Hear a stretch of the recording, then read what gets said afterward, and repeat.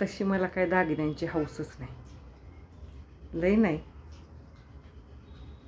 पण हिऱ्याची बुगडी, पाचूचं बाजूबंद, माणिक मोत्याच्या माळा फार नाही. पण गळ्याला साजल असं 10 तोळ्याचं गंटण, पायात सोन्याचा तोडा आणि एक नाजूकशी नाकाला सोबल अशी नथ, एवढं असेल का नाही मला काय नको. तशी मी लई समाधानी आहे. सगुणामुळं माझी छोटी छोटी स्वप्न पुरी होतील.